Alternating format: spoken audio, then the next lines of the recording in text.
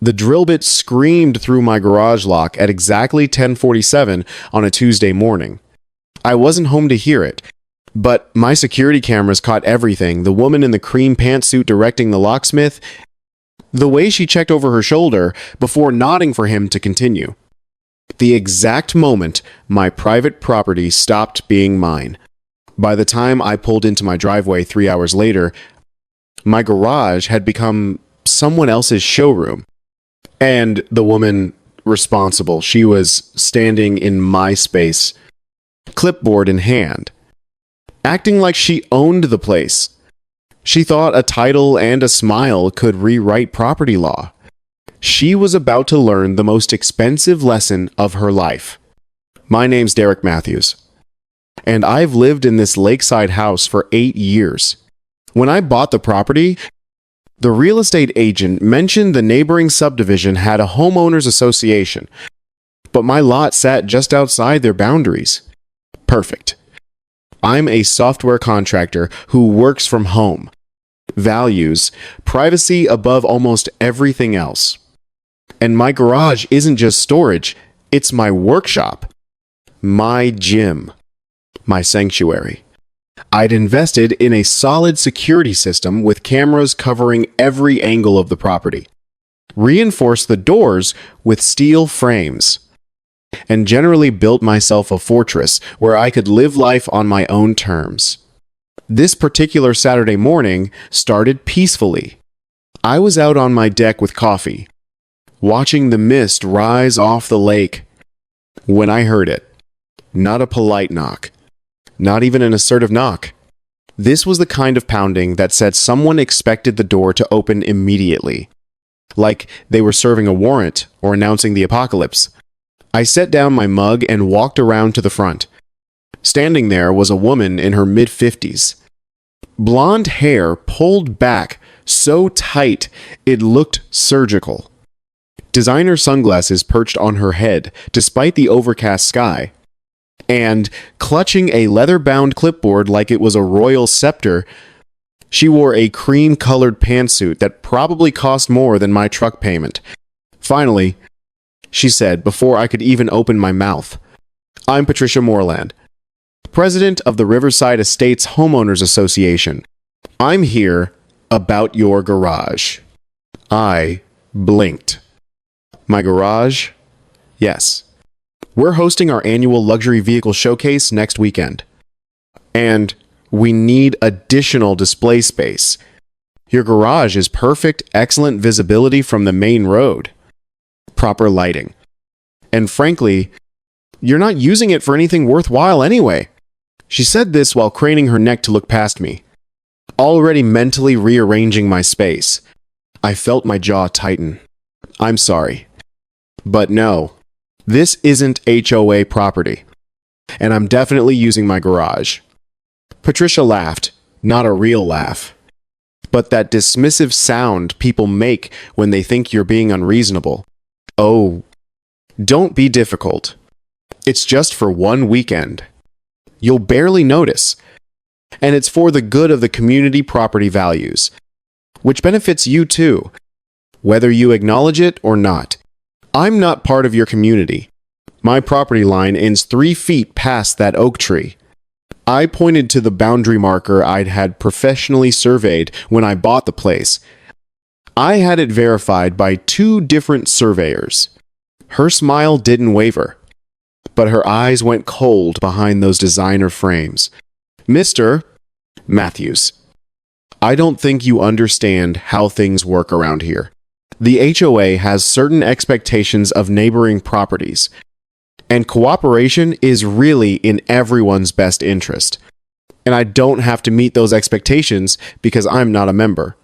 The answer is no. She stared at me for a long moment, then made a note on her clipboard with exaggerated precision, the pen scratching loud enough for me to hear. I see. Well, we'll revisit this conversation when you've had time to reconsider being neighborly. Community relations matter. Mr. Matthews, you might want to remember that the implied threat hung in the air between us. She turned on her heel and walked back to her white Mercedes SUV without another word. Back straight. Chin high. Like a general retreating from an unsuccessful negotiation, but already planning the next offensive. I watched her drive away and shook my head. People like that always assumed their authority extended further than it did. That a title and a clipboard could override property rights and common sense. I figured that was the end of it. I was wrong. Monday morning arrived with a client emergency. Conference call with Singapore at 5:30 in the morning. Which meant I was showered, caffeinated, and planted in my home office before the sun came up. The call spiraled into technical chaos, server migrations gone wrong, a miscommunication about deliverables that turned into a 2-hour debugging session. The usual catastrophes that come with international contracts. By the time I finally wrapped up and looked at the clock, it was almost 11:30. I'd missed breakfast entirely and decided to grab lunch in town. Maybe clear my head with some fresh air. I grabbed my keys and headed out. When I pulled back into my driveway around 1:15 in the afternoon, something felt wrong immediately. The air had that quality you sense when something's off in your space. When the normal rhythms are disrupted. My garage door was open. Not just unlocked wide open, like someone was moving furniture or hosting a yard sale. I killed the engine and sat there for a second, trying to process what I was seeing. 2 men in polo shirts with Riverside Events embroidered on the chest were positioning portable display stands inside my garage. A woman with a tablet was measuring spaces between my workbench and the wall. And in the center of it all, directing traffic like a general commanding troops, was Patricia Moreland. I got out of my truck, slowly, forcing myself to stay calm even though my heart was hammering. What exactly is going on here? Patricia turned with that same plastic smile. Completely unfazed. Oh, good. You're back. We're just setting up the staging area. The vehicles arrive tomorrow morning, so we needed to get the foundation work done today. We're right on schedule. I told you no, and I decided to move forward anyway. Really. Derek, you're overreacting. We'll have everything out by Sunday evening. You won't even notice we were here. I looked past her at my door. The lock, my reinforced deadbolt that I'd installed myself, had been drilled out. The metal frame showed fresh damage, bright scratches against the painted surface. You broke into my house. I had a locksmith provide access. Yes, it's being documented as a community expense. Don't worry, we'll have it replaced when we're finished here. Professional installation. Better than what you had before. She actually turned her back on me, like I was a minor inconvenience she'd already dealt with. A problem she'd solved by simply ignoring it. The 2 guys with the display stands looked uncomfortable now, sensing the tension in my voice, but clearly not sure what their role was in this drama. The woman with the tablet kept her eyes down, tapping frantically at her screen. But Patricia just kept directing, kept pointing, kept acting like she owned the place. I pulled out my phone and walked back to my truck without another word. Getting in and closing the door. First call went to Jeff Morrison, the attorney who'd handled my property purchase. He answered on the second ring. Jeff, I need to know something. If someone breaks into your house while you're gone and refuses to leave, what's that called legally, Derek? That's breaking and entering. Criminal trespass. Possibly burglary, depending on intent. What happened? I explained the situation in quick, precise terms. Patricia's visit Saturday. Her return today. The drilled lock. The people inside my garage right now staging some kind of event. When I finished, Jeff was quiet for a moment. She hired a locksmith to drill through your lock while you weren't home. Yep. And she's currently inside your private property staging an event. Yep. Derek, that's not a civil dispute. That's multiple crimes. You need to call the police immediately and get them out of there. Then we'll file for a restraining order and property damages. But first, document everything. Photos, video. Especially that damaged lock. Make sure you get clear footage of her directing operations inside your garage. Already recording, I said, tilting my phone toward the garage. Good. Second question. Do you have a relationship with a reputable towing company? I felt a smile creep across my face. I think I see where you're going with this.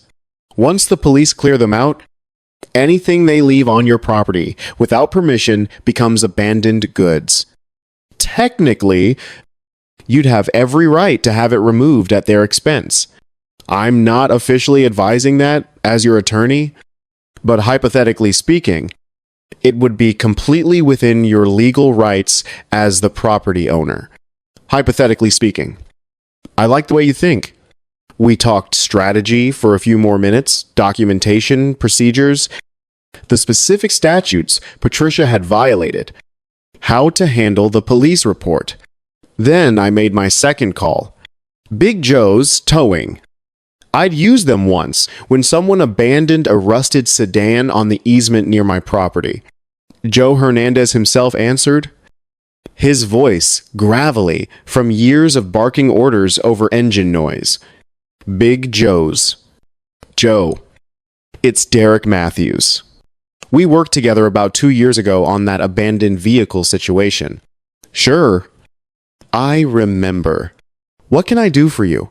I've got a situation developing, and I might need multiple trucks on very short notice. Can you handle that? How many are we talking about? Maybe 5 or 6 vehicles. Luxury cars. High-end stuff. I'll pay whatever the rush fee is. And I'll have police on scene to confirm everything's legal before you hook up a single car. Joe whistled low.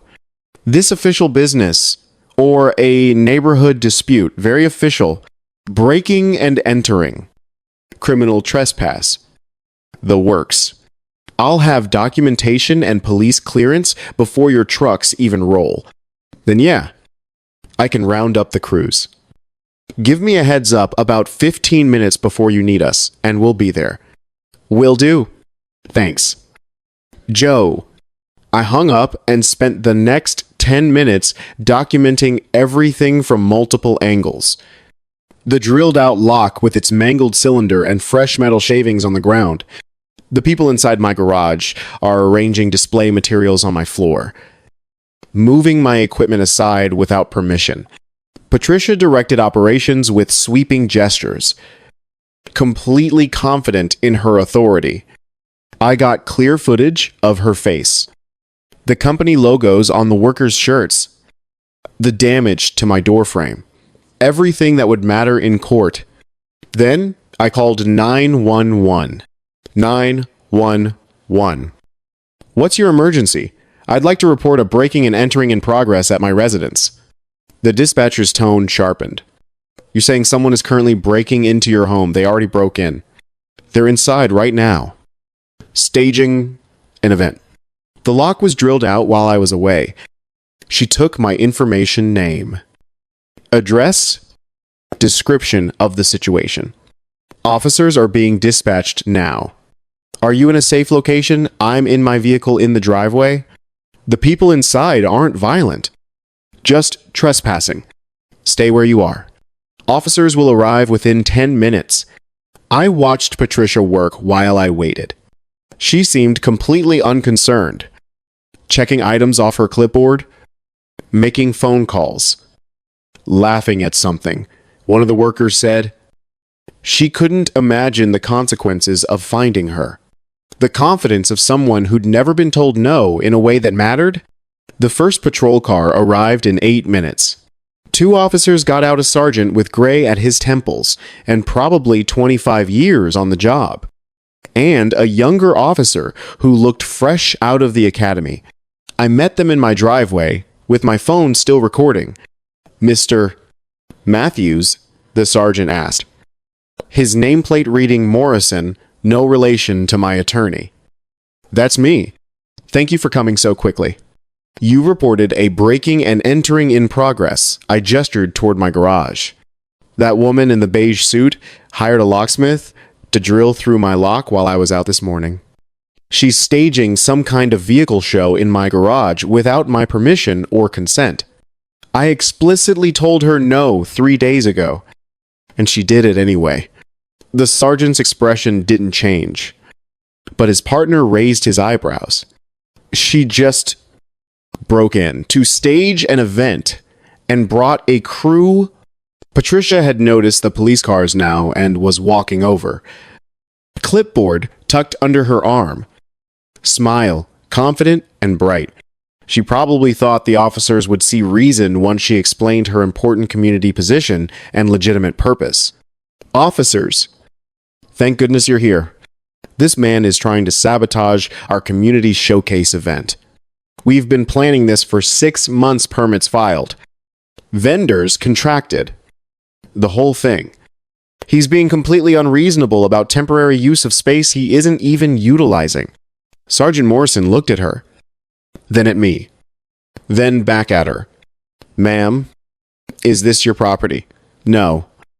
But I'm the president of the Riverside Estates Homeowners Association, and this event benefits the entire community, including, is this your property? He repeated. Voice level, but firm. Patricia's smile flickered slightly.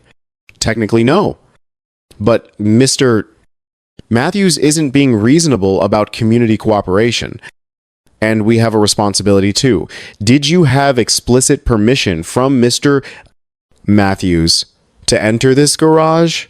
I don't need permission for community improvement projects. The HOA has certain rights regarding ma'am. The sergeant's voice cut through her explanation like a blade. Did you have permission? Yes or no? Patricia's jaw tightened. He refused to grant permission. Yes. But that doesn't mean, and did you hire someone to drill through that lock? He pointed at my damaged door. I had a locksmith provide access for legitimate community purposes. Yes, but you have to understand. Then you've committed breaking and entering, criminal trespass, and property damage. The sergeant's voice stayed completely level. Professional. You need to have everyone exit this property immediately and remove any materials you've brought onto the premises. Patricia's face went from confident to confused to angry in about 3 seconds. This is absolutely ridiculous. I'm trying to improve property values for everyone, including him. You can't seriously threaten me with arrest over a garage. Ma'am, I'm not debating this with you. You broke into someone's home. That's a crime, regardless of your intentions or your position. You can cooperate right now, and we'll discuss options for resolving this civilly. Or I can place you under arrest for criminal trespass. Your choice. You have 30 seconds. For the first time since I'd met her, Patricia Moreland's certainty cracked. She looked at me like I'd personally betrayed her. Like I'd violated some unspoken agreement by actually enforcing my property rights. You're really going to press charges over this? Over one weekend, you broke into my house. I said quietly, what did you think was going to happen? She opened her mouth, closed it, then spun toward the garage. Everyone out. Now pack everything up. The workers scrambled immediately, clearly relieved to escape the situation. They started gathering display stands and equipment, moving with the urgent efficiency of people who wanted no part of whatever legal drama was unfolding. The younger officer took my statement while the sergeant supervised the evacuation. We went through everything step by step. Patricia's initial visit is explicit request. My explicit refusal. Coming home to find my lock destroyed and strangers in my garage. The officer photographed the damaged lock from multiple angles, documented the fresh scratches on the doorframe, and took down the names of Patricia's crew members. "So what happens now?" I asked, when we'd finished. "We'll file a report documenting the break-in and trespass. You'll want to get a restraining order. And you can file a civil suit for property damages. She'll likely be charged criminally, though first-time offenders sometimes get plea deals depending on the prosecutor." I nodded slowly. Processing. "What about the showcase she mentioned? She said vehicles are arriving tomorrow. What about it? If they show up on my property without permission, can I have them towed?" The sergeant had finished supervising the evacuation and rejoined us. He actually smiled slightly.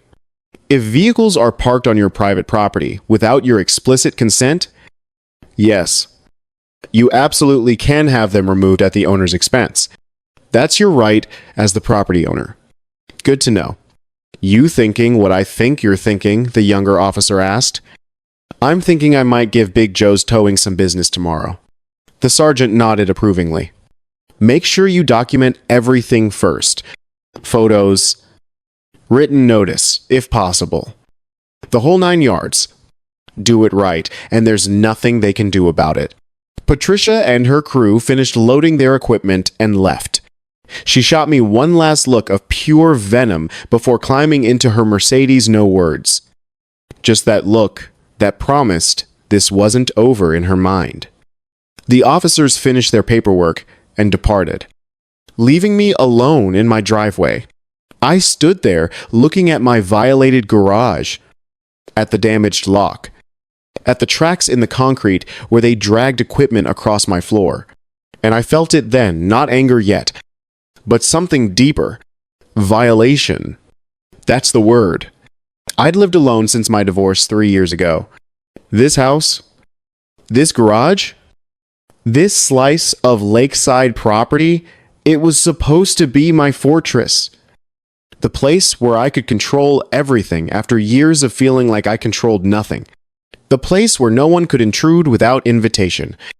Where boundaries meant something real. And in one morning, a stranger with a clipboard had shattered that illusion. I walked into my garage and just stood there for a minute.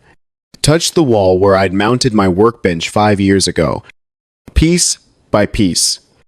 I looked at the corner where I kept my weight set. Where I worked out at midnight when I couldn't sleep. This wasn't just storage space. This was mine.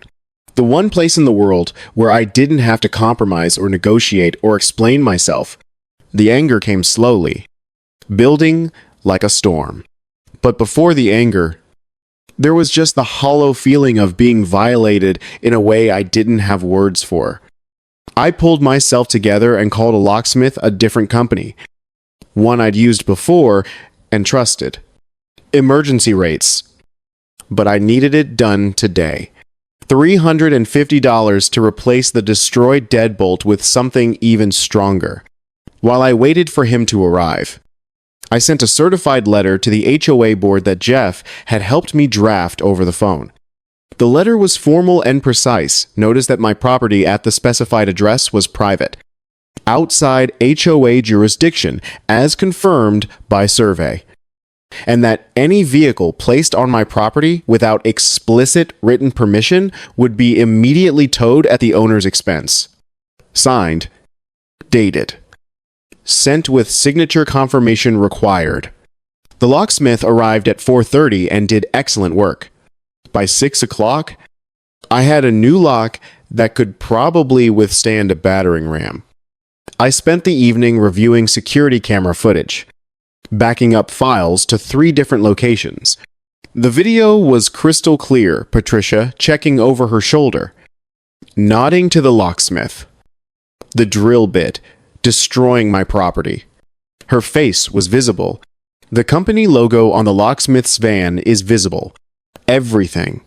If this went to court, any jury would need about 30 seconds to decide. That night, I didn't sleep well. Kept seeing that drill bit in my mind. Hearing the violation, even though I hadn't been there to hear it in reality, around 11. I got up and walked through my house. Checking locks. Checking windows. making sure everything was secure. The anxiety was irrational. Patricia was gone. The police had documented everything, but I felt it anyway. Around midnight, my phone rang. Unknown number. I almost didn't answer, but something made me pick up. Mr. Matthews' professional voice. Smooth and cold. Male. Probably mid-40s. Who's this Bradley? Whitmore from Whitmore and Associates. I represent the Riverside Estates Homeowners Association. I understand there was an unfortunate incident today regarding temporary use of your garage. Whitmore. Same last name as Patricia. Husband, brother. Unfortunate incident. You mean breaking and entering? My client informs me there was a misunderstanding about community easement rights. We'd like to resolve this amicably before things escalate legally. I felt my stomach drop slightly. Easement rights. What? Easement rights? What are you talking about? Your property, borders, HOA, common land? Mr. Matthews. The original developer included certain provisions about shared access for community events and improvements. My client was simply exercising those established rights. Surely you reviewed your title documents when you purchased the property. I felt the first spike of genuine fear since this whole thing started. What if there was some obscure easement clause I'd missed? What if Patricia actually had some legal leg to stand on and I just escalated a situation I couldn't win? That's not true. I had the property surveyed twice. Perhaps you should review your title documents more carefully. Mr. Matthews. Surveys show boundaries, not usage rights.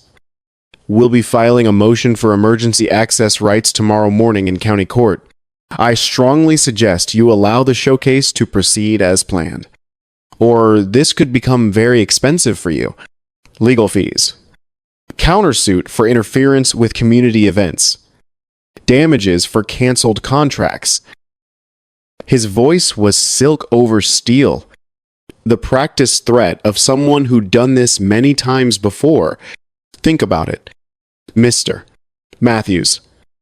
Is one weekend really worth potentially years of litigation? We have resources. We have time. Do you? He hung up before I could respond. I sat there in the dark, phone in my trembling hand, feeling the walls close in slightly. I'd been so certain I was right, so confident in my property rights. But what if I'd missed something? What if there was some legal trapdoor I didn't know about? I called Jeff Morrison at 12:15 in the morning. He answered on the fourth ring, voice foggy with sleep. Derek, what's wrong? I just got a call from the HOA's attorney. Bradley Whitmore. He's claiming there's some kind of easement for community events on my property. He said they're filing an emergency motion tomorrow and that I should let the showcase happen or face years of litigation. Jeff was quiet for a moment. I heard rustling. Like he was sitting up? Bradley Whitmore called you directly at midnight just now. Derek. Slow down. Easement for HOA events. On non-HOA property, that's not how easements work. At all. But what if there's something in the title I missed? What if there's nothing? I reviewed your title personally during the purchase. You're free and clear. 0 easements. 0 encumbrances. 0 shared access rights. This is intimidation. Pure and simple. HOA lawyers do this constantly. Throw legal jargon at people hoping they'll fold before it ever gets to court. You're sure, I'm sure. And, Derek, the fact that he called you at midnight tells you everything you need to know. He's trying to rattle you. Make you panic and cave. That's not the move of someone with a strong legal position. That's desperation. I felt the fear start to ease, replaced by something harder. So what do? You call their bluff. Let them file their ridiculous motion. It'll get laughed out of court in 5 minutes. And then we countersue for harassment, intimidation, and abuse of the legal process. I'll file a complaint with the state bar about him contacting you directly like this. You're going to be fine. Okay. Get some sleep. Tomorrow's going to be interesting. I tried. Didn't work. Kept replaying Bradley's words. That smooth, threatening voice. But underneath the anxiety, anger was building. They'd broken into my house. They'd threatened me legally. They thought they could intimidate me into surrendering my property rights. They were about to learn otherwise. Tuesday morning arrived cold and gray. I made coffee and settled into my office with a clear view of my driveway through the window. The security camera feeds up on a second monitor. Waiting. Around 10:15, the first vehicle arrived. A silver Porsche 911 Carrera rolled up my driveway like it owned the place. Engine purring expensively. A guy in an Italian suit got out. Looked around, confused when he saw my closed garage door. Then pulled out his phone. 2 minutes later, Patricia's white Mercedes appeared, followed by a black Lexus. I watched on camera as Patricia got out, clearly agitated, and had what looked like a heated conversation with Porsche guy. She gestured at my house, at my garage, clearly explaining something. The guy from the Lexus joined them. More gestures, more conversation. I could read Patricia's body language even without audio. She was making excuses, trying to smooth over the situation. Then she did exactly what I knew she would. She marched up to my front door and started pounding on it. Not knocking, pounding. I sat in my office chair and watched on the security monitor. Didn't move. She pounded harder. Derek Matthews. I know you're in there. Open this door right now. I took a sip of coffee. She pulled out her phone and made a call. Voice rising, even though I couldn't hear the words through the door. Angry gestures. Then another call. Then another. Each one more frantic. By 11 o'clock. There were 6 luxury vehicles parked in my driveway. The silver Porsche. A Tesla Model S in midnight blue. A BMW 850. A Mercedes AMG GT. A restored 1967 Corvette Stingray in cherry red. And what looked like a Maserati Gran Turismo? Probably $500,000 worth of automotive engineering sitting on my property without permission. Their owners stood around in clusters looking increasingly uncomfortable while Patricia speed-walked between them, phone pressed to her ear, clearly trying to solve a problem that was rapidly spiraling out of her control. I made 2 calls. First to Jeff. They're here. 6 cars, all over my driveway. You've got documentation that you notified them in writing, certified delivery. Signed for at 7:20 this morning by someone named Angela Rodriguez at the HOA office. Then you're golden. Call the police to document it. Then call your tow company. Already dialing? Second call to Big Joe. They're here. How many? 6. High-end stuff. Porsche. Maserati. On the works. Police coming. Calling them next. We'll be there in 20 minutes. This is going to be expensive for someone. Derek. Not my problem. Joe. I hung up and called 911 for the second time in 2 days. 911. What's your emergency? This is Derek Matthews. I'm calling to report multiple vehicles trespassing on my private property. I notified the owners in writing yesterday that this would result in immediate towing, but they parked here anyway. The dispatcher paused. You're calling about parking. I'm calling about criminal trespass. These vehicles are on my private residential property without permission after written notice. I need an officer to document it before I have them removed. I'll send someone out. The patrol car arrived 12 minutes later, same sergeant from yesterday, this time with a different partner. Sergeant Morrison climbed out and actually shook his head when he saw the luxury car collection in my driveway. Mr. Matthews, I had a feeling I'd be seeing you again. Sergeant, thanks for coming. They really showed up. Huh. 6 of them. He walked down the driveway, examining the vehicles, taking photos. Patricia spotted him and rushed over. Clipboard clutched to her chest like a shield. Officer, thank God. This man is sabotaging our community event. We have a legally permitted showcase happening right now, and he's interfering with Mom. Sergeant Morrison's voice cut through her explanation like a blade. Weren't you here yesterday? Didn't I explain to you that this was private property? Patricia's confident expression flickered. Yes, but our attorney confirmed we have easement rights for community events. We filed the appropriate paperwork this morning with county court. And we're proceeding under, do you have a court order granting you access to this property? The motion was filed this morning. It's being processed, so that's a no. You don't have a court order. But our attorney said, ma'am, I don't care what your attorney said. Do you currently have a signed court order in your hand granting you access to this property? Patricia's mouth opened and closed. No. But then these vehicles are trespassing? Mr. Matthews, you have your written notification. I handed him a copy of the certified letter and the delivery confirmation. He examined it carefully, then nodded. Clear written notice. Signature confirmation. Specific warning about towing. You're well within your rights to have these vehicles removed. He turned to Patricia. You were told in writing this would happen. You proceeded anyway. That's on you.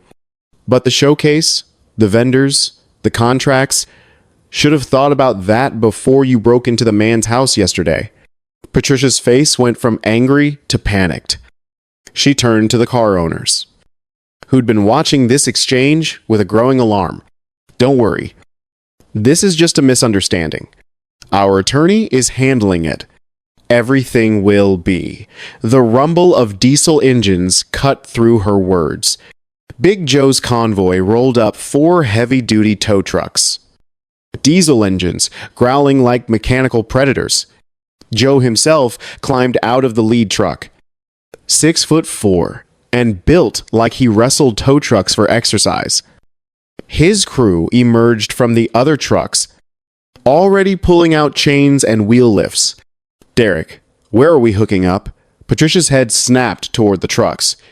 For the first time, I saw real fear cross her face, the kind that comes when you realize consequences are no longer theoretical. She rushed toward Joe. You can't do this. These are show vehicles. Do you have any idea how much these cars are worth? Joe looked down at her with the expression of a man who'd heard every excuse in the book. Not my problem. Lady, I got paperwork saying they're trespassing. You want them back. You pay the tow fee and storage at the impound lot. This is outrageous. I'll sue. I'll have your license. I'll Sergeant Morrison step between them. Ma'am, you need to step back and let them work. Mr. Matthews has every legal right to remove vehicles from his private property. And these gentlemen have every legal right to tow them. You're welcome to pursue civil remedies later. But right now, you're interfering with legitimate business. But he's doing this just to spite me. Then maybe you shouldn't have hired someone to drill through his lock yesterday. The sergeant's voice stayed level, but I heard the edge in it. Actions have consequences. Ma'am, you're learning that now. The look on Patricia's face right then, it was like watching a carefully constructed reality crumble in real time. The clipboard couldn't protect her. The title couldn't protect her. The law, the actual law, was on my side. Joe's crews worked with practiced efficiency. Within 40 minutes, all 6 vehicles were secured and ready for transport. The Porsche owner looked like he might actually cry. Phone pressed to his ear. Probably calling his insurance company. The guy with the Maserati was screaming at Patricia about liability and damages. The Tesla owner just stood there in shock, watching his $70,000 car getting hooked up to a tow truck. "Where's the impound lot?" one of them asked Joe, voice shaking. "North Industrial Park, off Highway 41. You can pick them up after you pay the fees. Tow charge is $250 per vehicle. Storage is $75 per day." Per day. Yep. Starts today. You'll also need to settle the trespass dispute with Mr. Matthews here before I can release them. That's between you and him. I just store them and collect my fees. The Porsche owner turned to me, face flushed. "You're really going to hold our cars hostage over this?" "I'm not holding anything hostage. You parked on my private property without permission after I sent written notice that you'd be towed. This is exactly what I said would happen. But we didn't know." Patricia said Patricia lied to you. I'd suggest taking that up with her and the HOA. The man looked at Patricia with an expression that could have melted steel. "You said you had permission. You said it was all arranged." Patricia's mouth worked, but no sound came out. The Maserati owner stepped forward, face dark with anger. "Do you have any idea how much it's going to cost to get my car out of impound? Do you have any idea what you've done?" Patricia started. "No." "Don't." "We're suing. All of us. The HOA. You personally. Everyone involved in this disaster." He turned to the others. "Anyone else want in on a class action?" 5 hands went up immediately. Patricia stood there. Perfect pantsuit, wrinkled, now. Hair coming loose from its severe bun. Clipboard hanging limply from one hand. The general who'd been so confident just 24 hours ago was watching her empire collapse in real time. Joe's trucks rumbled away one by one. Expensive cargo secured, leaving behind a driveway that looked suddenly empty and very quiet. The car owners dispersed, heading to their own vehicles parked on the street, already on phones with lawyers and insurance companies. Within 10 minutes, my driveway was clear except for Patricia's Mercedes and the patrol car. But Patricia didn't move, just stood there, staring at nothing. Then she turned to me with something between hatred and desperation. Her voice came out low, controlled, dangerous. "You think you've won, but here's what's going to happen. Derek, every single one of those car owners, they're lawyers, doctors, and business owners. People with money and time and long memories. You just made 6 enemies who will make your life absolute hell. Lawsuits, spite complaints to the county, noise ordinance, property reassessments, anonymous tips to every regulatory agency that exists." She leaned closer, voice dropping to a whisper only I could hear. "You might have won today, but I will personally make sure you regret it for years. I'll make living here so miserable you'll sell at a loss just to escape. That's a promise." For just a second, I felt it. The doubt, the fear that she might be right, that this wasn't over, that I'd traded a weekend of inconvenience for years of harassment. Then I remembered something. "Patricia," I said quietly, pulling my phone from my pocket. "You just threatened me." In detail. With witnesses present. I held up my phone. Recording app open. Red dot blinking. Timestamp showing. "Everything you just said.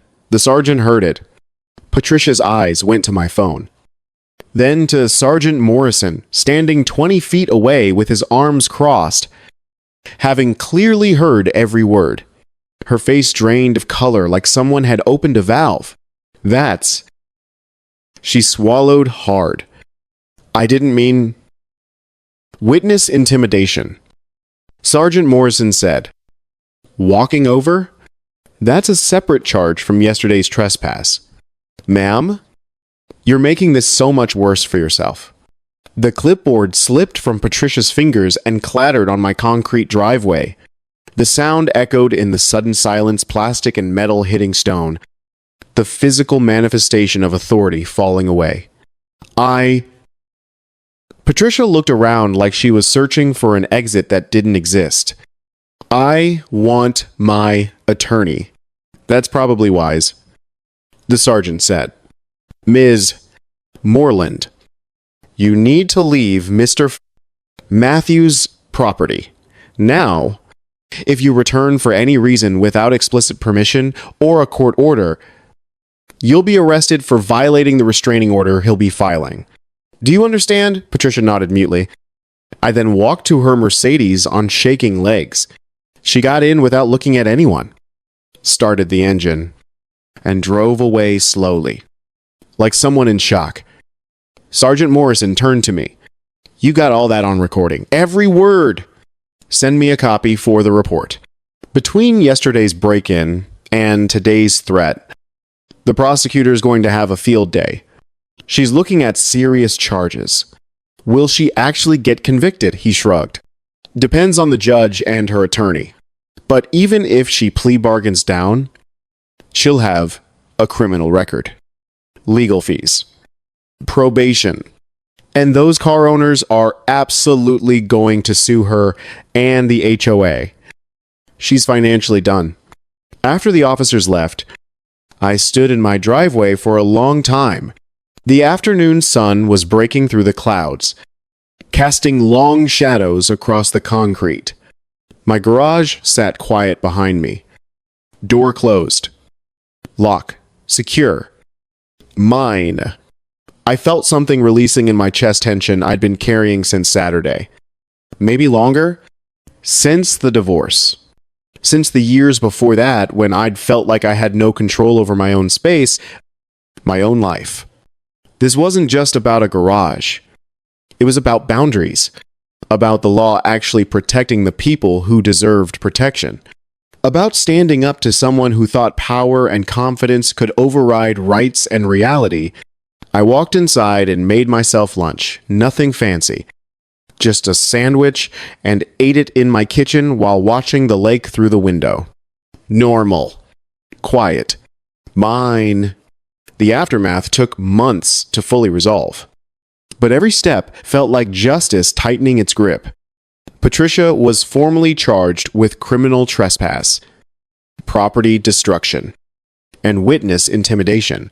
Her attorney, Bradley Whitmore, who turned out to be her husband, tried to negotiate a plea deal. But the prosecutor wasn't interested. The security footage was too clear.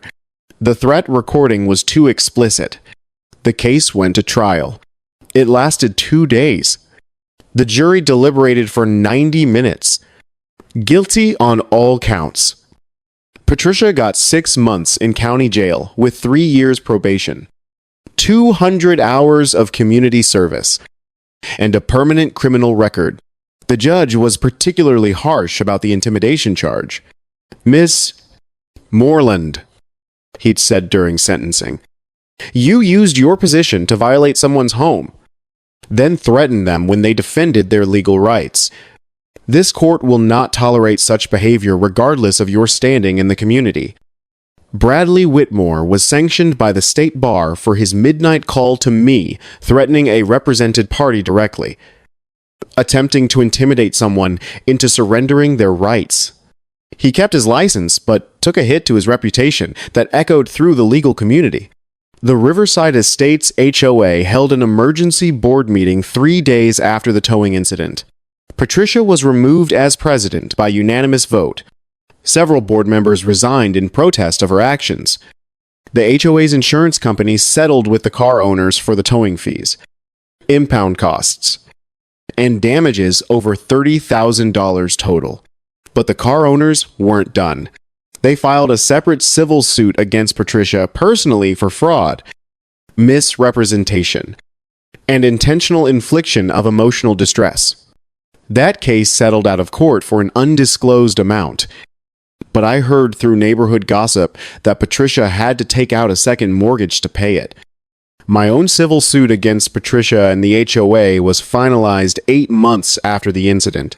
The settlement covered my lock replacement, door frame repairs, security system upgrades, legal fees, and compensation for emotional distress and loss of use of property. The total came to just over $18,000. Patricia paid it in monthly installments directly from her bank account, a financial punishment that would follow her for years. The luxury vehicle showcase was permanently canceled. The HOA board issued a formal apology to the neighborhood for errors in judgment and procedure. 3 families sold their houses and left Riverside Estates within 6 months, citing the scandal. And me, I had my garage back. My sanctuary. My fortress. I'm sitting on my deck right now, 15 months after this whole mess started. Coffee in hand, watching the morning mist rise off the lake. My new lock is secure. My cameras are running. My property is mine truly, completely, legally mine. Sometimes I see Patricia drive by. She lives 4 streets over. Still in the same house, though. I heard she had to sell her Mercedes to help cover the legal costs. She drives a 5-year-old Honda now. Never look toward my house anymore. Just stares straight ahead. Hands gripping the wheel tight. Probably wondering how a clipboard and a confident smile weren't enough to override property law and common sense. My phone buzzes. Text from Jeff Morrison. Final payment cleared yesterday. You're officially done with Moreland V. Matthews. Congrats on surviving your HOA, Karen. I smile and text back a thumbs up. The sun breaks through the morning clouds, warming my face. Below, my garage sits quiet and secure, door closed, lock gleaming. Everything exactly where I left it. The way it always should have been. The way it always will be. Because some lessons cost $18,000 and a criminal record to learn. And some people have to learn them the hard way. I take a sip of coffee and watch a hawk circle over the lake, riding thermals in the morning air. Free. Secure. Home. Finally, truly home.